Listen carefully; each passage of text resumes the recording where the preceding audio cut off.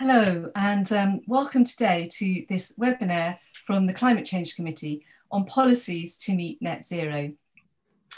I'm Rebecca Heaton. I'm a member of the Climate Change Committee, and I will be chairing today's discussion. So the CCC's sixth carbon budget identified that there was a need for a whole range of cross-economy policies if we're to meet net zero. And these cover a whole range of different areas as well, from technology, innovation, international engagement, public engagement, and also, I think, very crucially, a just transition as well. So what sort of policies are needed and how are we going to create those? As a committee, we convened an expert advisory board of some of the leading experts in the UK on this to help us to plot a path forward. And they produced an excellent report, which is on the CCC's website. And that was chaired by Cameron Hepburn. And we're joined by Cameron today. Hello, Cameron, who's going to present the findings. So today's meeting, we're going to start off with Mike Hemsley, who is the Climate Change Committee's team leader for carbon budgets. He'll be talking through the work which we've done. Then we're going to hear from Cameron, and his views is from the chair of the Expert Advisory Board. And then we're going to have some quick fire discussion and interaction from three of the other panel members. So we have Giles Wicks, who's a senior fellow at the Institute of Government. We have Bryony Worthington, who is co-director at Quadrature Climate Finance and sort of architect of the original Climate Change Act. And also Michael Liebrich, chairman and CEO of Liebrich Associates and founder of Bloomberg New Energy Finance. So after we've heard from the panel, we then open it up to you, the audience, for a Q&A discussion. And I would ask you please to keep putting your questions in the chat and also to vote on them as well, so that I can really help prioritise and make sure that the panel answer the questions which are most important and of interest to you. We'll also actually be joined on that discussion Q&A panel by David Joffe from the Climate Change Committee, who is head of carbon budgets in the executive. So without ado, we've got quite a lot to get through in an hour. So I'd like to hand over now to Mike to begin setting out and summarising what we have said as a committee on the policies needed to meet net zero. Great, thank you very much, Becky, and thanks everyone for joining this morning. So we actually produced three reports in December on the sixth carbon budget. One was our advice on the budget, one was specifically on policy actually, and I want to touch on some of those findings today before handing over to Cameron for an overview of his group's advisory report, which was an independent group reporting to the CCC. So just to recap, first of all, on what the sixth carbon budget is, we think it's a decisive transition for the UK towards net zero emissions by 2050. And this is what it looks like. You're probably aware that the UK has reduced emissions so far by around 40% based on 1990 levels. Well, we think we need to reduce another 40% by 2035 on the path to net zero by 2050. And just a reminder on how ambitious that actually is, just 2 years ago, we were talking about an 80% reduction by 2050. So we're actually saying now we've got half the time to do that, and we need that 80% reduction by 2035. And that's the core of our sixth carbon budget recommendations. The shape of the path isn't a straight line. I'll focus on that in just a few minutes. And that's really the principles behind the policy recommendations too as well. First of all, though, let's look at what we call our Rainbow of Abatement. This is where the emissions reductions actually come from. I'll just start from the very top and give you a very brief overview here. So the first thing you can do is you can reduce demand for the most carbon intensive stuff. Instead of driving, you could walk, cycle, or use public transport instead. Instead of eating carbon intensive meat, you could eat more plant-based foods. You could maybe fly a little bit less. That gets you a certain way to reducing emissions. Energy efficiency is also really important. We see that in buildings, but also across the economy in terms of resource efficiency, and even in things like transport as well. The single biggest thing that gets you there, though, is electrification. And that's probably not a surprise to most.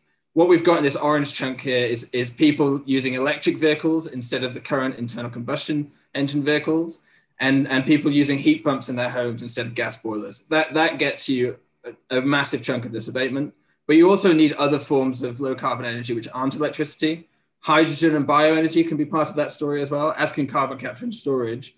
And then you also need to decarbonize the electricity that we have today, which at the moment is over 50% low carbon, but obviously needs to be 100%. And we recommend that that's the case by 2035. Then that last little bit to get you towards the net part of zero is the need for some natural carbon storage. That's tree planting, that's peatland restoration, and some engineered greenhouse gas removals as well, to make sure that you've got a balance of sources and sinks of emissions in the UK by 2050. So that's the emissions story overall. Obviously, you need to pay for some of this stuff. So let's not forget about the costs. We think that a major nationwide investment program is required for all of this. So let's just look at that very briefly. First of all, we didn't just look at one scenario, we looked at a range of scenarios in our sixth carbon budget advice, and that's what's highlighted in the yellow range here. The good news was that actually, when we looked at this entire range, the costs for the whole range were lower than what we expected previously when we looked at net zero in 2019. And originally, when we looked at the Climate Change Act in 2008 as well, where we've consistently said the costs of meeting carbon budgets would be 1% to 2% of the UK's GDP. Now, actually, we're saying because we think we can do more behavior change, and crucially, because technology's advanced so much, we think it will be on average around 0.5, 0.6% of GDP throughout the transition, with a big scale up in the 2020s. The scale up's it's better to visualize on a chart like this, I find, which talks about actual additional investment in low carbon stuff in the UK. So we do have some of that already today. We've got a lot of that in electricity, where we're building massive wind farms in the North Sea, for example. But we need to scale up that electricity during the 2020s, as well as investing in low carbon transportation and low carbon heating solutions in people's homes. Overall, that leads us towards an investment program, which is £50 billion a year by 2030, and fairly consistent beyond there as well, to realize this transition to net zero. Obviously, not all of that is public finance. Actually, we think policy can make sure that a lot of that comes forward from the private sector. That's the key policy challenge here. Another key policy challenge is that the good news is these investments lead to a lot of savings overall, particularly for drivers, and policy needs to ensure that we don't have winners and losers as a result of this. The policy really needs to make sure we've got a just transition as a result of these costs, which may not be that large in aggregate, but will be material for people as a result of this transition. So that's the cost story. Let me just focus for a minute or two on then the policy story. If I could summarize it in 4 words, it's probably scale up and roll out. If I was going to add 2 words to that, I'd say net zero, which is where you get to at the very end. But let's just focus for a minute here on the shape of the path. It's one of my favorite things to talk about for the sixth carbon budget.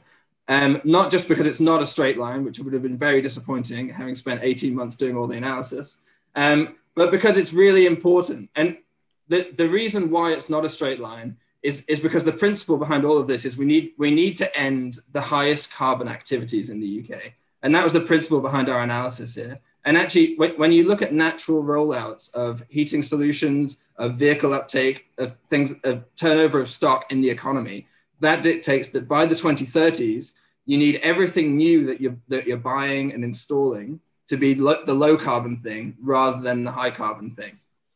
And working back from that, a lot of those things we're actually not doing very much of at the moment. We've got a very small percentage of vehicle sales, electric vehicles. We're hardly doing any heat pumps. We're not doing nearly enough tree planting. So you're starting from a really small base. What you need to do in the 2020s is scale all of that up.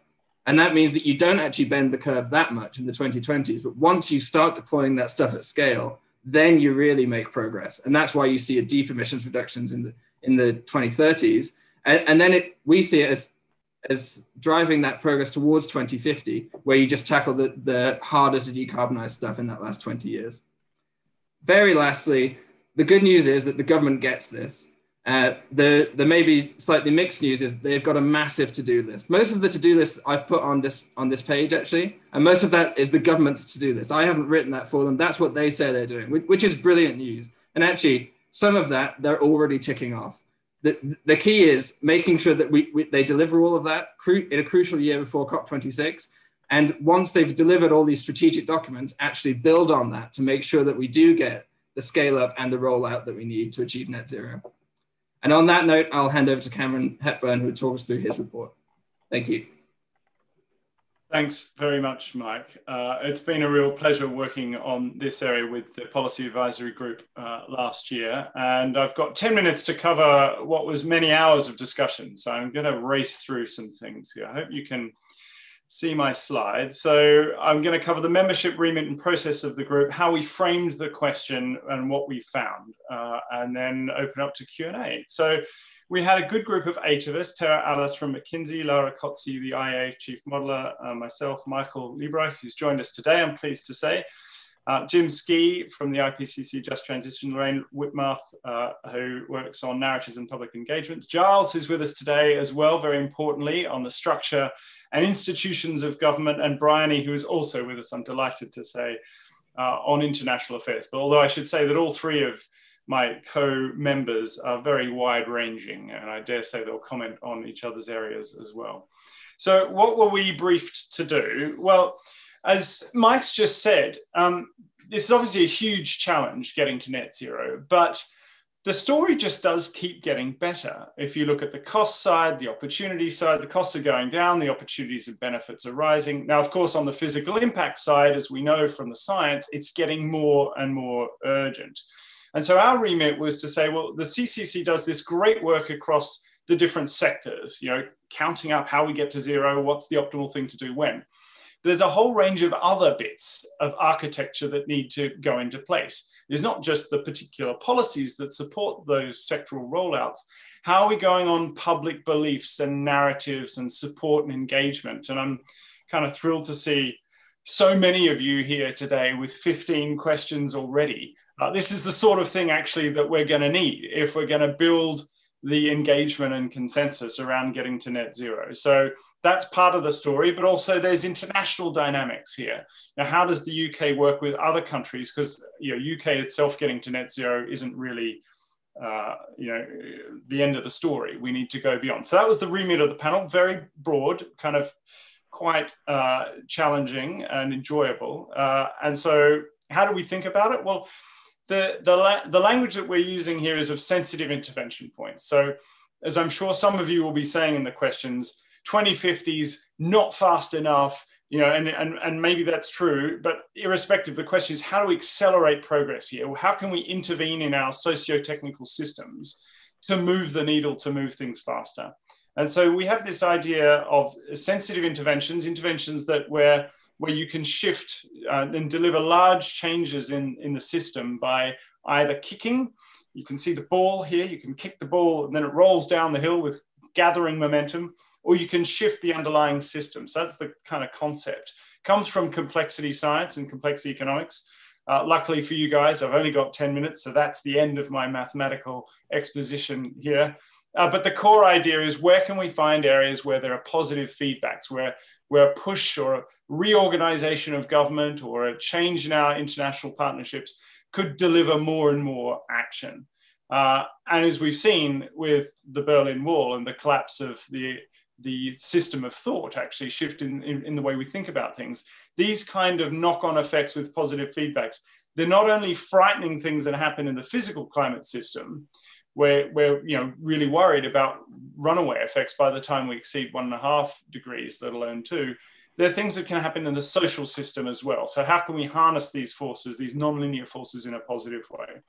And there's some great diagrams in the report. I've put it in a link there if you want to go and look in some detail at how we've been thinking on the relationship between the socio-technical system and the physical climate system as well. And the CCC did a great job of supporting us there. So anyway, enough on the framing, because you want to know what we said. And effectively, what I'm going to do is partly put some words in my panelists' mouths, and then they're going to kind of hopefully not disagree with me too much, but comment on them. But before that, we thought of a portfolio of interventions at the policy and the social level, because actually you're not going to do this with just one winning idea. And it's too urgent and too important to just say, well, we'll bet all our money on this particular horse. You need a portfolio of horses racing here. And we've come up with 40 horses, which you might think is too many, but it's probably not a bad number of stocks to have in some portfolio. Someone who studies Markowitz optimal finance theory or something will tell me that. But, so we've grouped them into 9 buckets. Public engagement needs to ramp up. Justice needs to be done across the world, but actually in the UK on the levelling up agenda, for instance. Government needs to be reorganised. Incentives are still misaligned in many instances. They need to be sorted out. We're not making the most of global dynamics and ambition, although this is starting to change, happily. Businesses, there are a small number of businesses who do, in control of an awful lot of this problem. So let's manage them tightly. We need to accelerate the excellent progress on technology. Michael will say a bit more about that. Capital flows need to shift, and we can use the law as well. And if we get all of this right, the vision is of an energy and a food and a transport system where an awful lot of capex has gone into them. But as Mike has said, they're almost running for free. So if you think about the Victorian era, where they laid down so much of the infrastructure that we now still use, I think when we look forward to 2100, hopefully they will look back and say this generation was the Victorians of the 21st century, because we laid down the clean infrastructure that is required for the future. So very briefly, because I'm running out of time, what do we need to do? On public engagement, it's still relatively poor. It's great that so many of you are here and enthused, but in the UK, which is arguably leading in many of these areas, over half of the population heard nothing or nearly nothing about net zero in as recently as September. And so there's a set of recommendations in the report about increasing engagement, having a collective and inspiring vision, because this has to be truthful. Obviously, you can't live in fairyland, but there are utterly well-grounded, truthful, inspiring visions here of a future that we want. And then, as Mike said, part of this is also about behavior change, which is perhaps a little bit trickier, but it's important to get the narratives and the opportunities and the options in front of people there too. On the reorganization, Giles will say more, but essentially what is needed is for government itself to be almost on a wartime footing to deliver this net zero target, because there are all sorts of trade-offs, competing interests, and we need to know that when these trade-offs come up to the cabinet room, the trade-off will be made in favor of climate action and environmental protection. There are a bunch of things there to be done that Giles may want to elaborate on. I seem to have chosen all the odd numbers for you today, so I'm moving through recommendations 1, 3, 5, and 7. So Bryony makes the point that actually UK action has been bold, but I dare say she and probably many of you in the chat and listening in think it could be even bolder. And perhaps if we could step further forward faster, we could, especially in the year of COP, convince others to follow suit, that there are big benefits here. And she'll talk through some of the really quite exciting international dynamics that could emerge from that kind of bold target, but also the stick side of things too. So border carbon adjustments, which the EU is obviously working on now, and other different trading arrangements. And then Michael here, obviously, as co-founder of Bloomberg New Energy Finance, has been thinking about technologies for a long time. And in addition to strategically supporting the technologies that are already coming down in cost to accelerate those cost declines, Michael's made a quite useful point, I think, about identifying pathfinder cities or regions where you can take them all the way to zero faster than other places, because this is kind of trial and error. We're going to get things wrong. There are going to be teething problems. So let's do it early in a small number of places and learn what there is to learn, so we can then roll those lessons out nationally. So look, that's a selection of our recommendations in the time available. The bottom line, I think, for you to take away is that none of us are under the illusion that this is a very small challenge. It's very big. It requires transformation across multiple areas of the economy and society. But there are huge benefits that just keep getting bigger, actually, the more analysis we do and the more things change.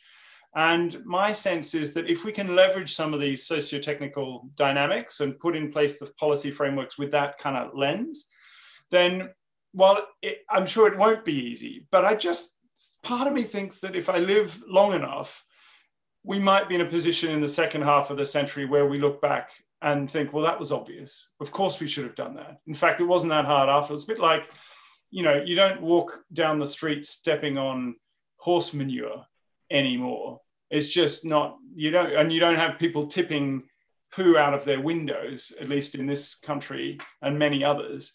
And you would look back and think, well, it's a good thing we sorted out the plumbing, isn't it? And our transportation system. And I think we'll look back today and think, God, we walked down the street and we were breathing in particulates that killed us from cars. Why did we ever tolerate that? Anyway, so that's a closing thought, slightly random, but I'm looking forward. It's not questions of discussion yet, actually, but I'm looking forward to the questions of discussion when they happen. Thanks very much. Thank you, Cameron and Mike, for those excellent presentations. Yeah, I'm with you, Cameron. Sometimes I feel, gosh, the challenge is so immense. And then I look back to sort of 30 years ago when I was starting my career, and the internet was unheard of, and you had to write to the British Museum to get the British Library to get a scientific paper. So, that gives me confidence that we can do this and the world can change, but it's certainly challenging. So I'm now going to hand over to the three members of the Expert Advisory Board who supported you on this work, who are here. So first of all, Giles, can I ask you to to share your quick fire thoughts with us, and then we'll move straight over to Bryony and then Michael, and then we'll start the Q&A. Thank you. Thank you very much, Rebecca. I mean, very quickly, I'm loving the tone of optimism here. I'm here from recently in the government to remind people how hard and frustrating things often are. And that's the reason why something which is often quite a trivial subject and often done for purely symbolic reasons, which is government reorganisation, is actually rather important here, because the number one impression you get when you go into government, particularly from opposition, where the task is simply to say things, which can be very easily controlled and achieved, is how difficult the levers are, and how, in fact, I mean, the first cliche that I found myself coining when I went in 2010 as a special advisor was there isn't a government. There are just these warring baronies that all want different things, and there isn't a single glue that holds it together. It makes a lot of sense to focus on the Prime Minister, because the Prime Minister is preeminently powerful in our political system in a way that you don't often see in other countries. And it's fantastic that he's thoroughly behind this net zero cause. And it doesn't really matter what he said 10 years ago about rice puddings and windmills and so forth. But the impression you get from Downing Street, where I spent for two and a half years, is just the Prime Minister wanting something is necessary but not sufficient at all. And you need to deal with all sorts of other difficulties within the government of getting people to do the right thing. Another point I would make, which I'll be very happy to hear someone like Michael contradict me on, but it's a very different technological challenge what we're going to do for the next 20, 30 years, and what we have done so far with considerable success so far in the electricity system. Changing the electricity system is much more like the sort of thing you can do on the command and control basis with regulations, and then the electricity that comes out is still basically the same to the consumers. You're not having to change so many different parts of a moving system, which is why in my discussions with the Climate Change Committee on this, I wanted to focus on several ways in which the Prime Minister can feel frustrated. So interdepartmental is an absolute classic one. Different departments are set up to care about different things. There isn't a single glue that normally holds them together, apart from this one special exception of money, which is why we always obsess on how well the Treasury can control the system, because you control money, you have control through the carbon doesn't have an equivalent in Whitehall. And frankly, it's politically unrealistic to expect widely different motivated departments to all care as much about carbon as they do their own functions, whether it's like the community and the communities and local government, or defence and MOD. So getting them to care about it is going to be a constant job. Likewise, also through the depths of the department, you can go a long way down below, and the individual civil servants will not be necessarily dancing along to the same tune as their leadership. That takes real effort to understand the whole organisation. There's also the other ones that others are more qualified to talk about. Dealing with the public, keeping the public on. Doesn't matter. You can have sudden support for an agenda like climate change, like we had in sort of 2005 to 2008, and then it goes away because of other considerations. And finally, there's the essential need to keep people focused on it through time, which again is a real problem. You can't necessarily rely on people keeping the same levels of emphasis on something. So changing to the ways the government works is meant to achieve the institutional change that makes things happen through time and through organisations. Now, just a couple, as I'm down to about half a minute late, yes, COP is going to be really important, because to make politicians care about things, points of vulnerability where failure is highly, highly visible make a big difference to politicians. So if I was to leave one big point here, the success of COP is incredibly important, and it's an incredibly useful way of making the whole government care about one thing that it would normally not be natural for it to care about to such a unified degree? Great. Thank you, Giles. So I've been asked to say a few words in response on the international dimension of the UK's plans to decarbonise. I think my starting position on all of this is that it's hugely important that the UK leads in demonstrating that you can decouple economic growth from emissions, and that you can do that in a way that doesn't cause huge political backlash or a big economic impact. So I'm fully behind the CCC's focus on getting domestic emissions down, but there is another dimension to this, which is inescapable, which is we are only 2% and falling of global emissions. And this is a global collective action problem. So we should be thinking in terms of our actions domestically and how they have an impact internationally to trigger and cascade effects elsewhere. And it feels to me that the twin challenges of that, actually, although this is ambitious, it's insufficient, that we know that we as the home of the Industrial Revolution need to be getting to net zero a lot faster than 2050, but there's only so much we can do given how late we are in starting. The way to solve that is to add an additional target to our actions, which commits to doing more overseas, so that we add on an element of traded mitigation outcome, to use the phrases used in the UNFCCC Paris Agreement. So we are focused on the domestic, but we're going further faster because we're also doing things abroad. Now, there are lots of levers available to us to do that. We spend a lot of money overseas. We're starting to stop doing the bad stuff, but how are we going to make sure we do more of the good stuff? There's loads of countries out there with lots of low-hanging fruit that we could fund to get them onto a net zero pathway far faster than if they have to raise the funds themselves. So the UK's ability to do this is not constrained by what we can do domestically. So that's my sort of starting position. And I think that helps us square the problem, which is a true science-based target at the moment needs a time machine. We don't have decades to get to net zero. We know that we're going to be breaching 1.5 degrees global average warming probably within 5 years. So there really is a huge emphasis on moving as fast as we can. And if we unlock this capability to do things overseas and use that towards our NDCs and our targets, then we can get there far faster, and we can do far more. And we will then get into paying back the historic emissions, which we've had a large part in creating, and that are going to be up there for 1,000 years. So there's a huge potential here to bridge from the domestic out to the international. And by demonstrating that the technologies are available for Clever, we can also build business opportunities for UK enterprise, not just in terms of technologies, but also some of the soft skills that the UK is excellent at in terms of services. So for me, I think I applaud the CCC. I think this is a really great report. It's constrained in the sense that it's not thinking globally enough. And I think as we go into the COP and we're showing leadership, we really ought to be thinking again about how we build that in. Build in, if we have to, separate targets, so we're not cannibalizing our domestic activity, but we're adding to it and going further and faster. And you could say the same about the removals piece, which perhaps we'll come on to in the debate. But again, let's not take our foot off the mitigation focus. We're going to be doing removals. Maybe those need to also be separated out as an additional target. I'll leave it there. I've reached my area of going into the removals part, but I do think it's really important given what science is telling us about where we are and how late we are in starting this. Thank you.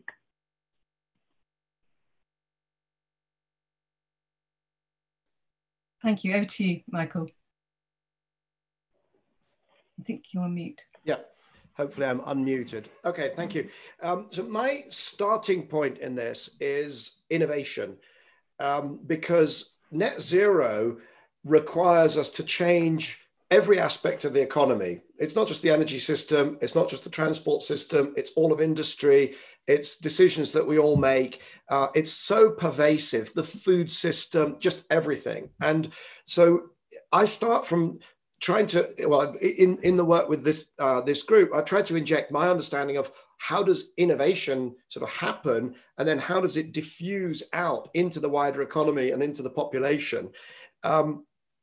And it's very tempting to think that is entirely sort of at government's mercy, that governments can decide what innovation happens, how innovation gets financed, how it gets promoted, etc. Of course, that's not the way it works. And if you look at a few examples, you can see that the world is now rushing towards electrification of short distance, urban transport, personal transport.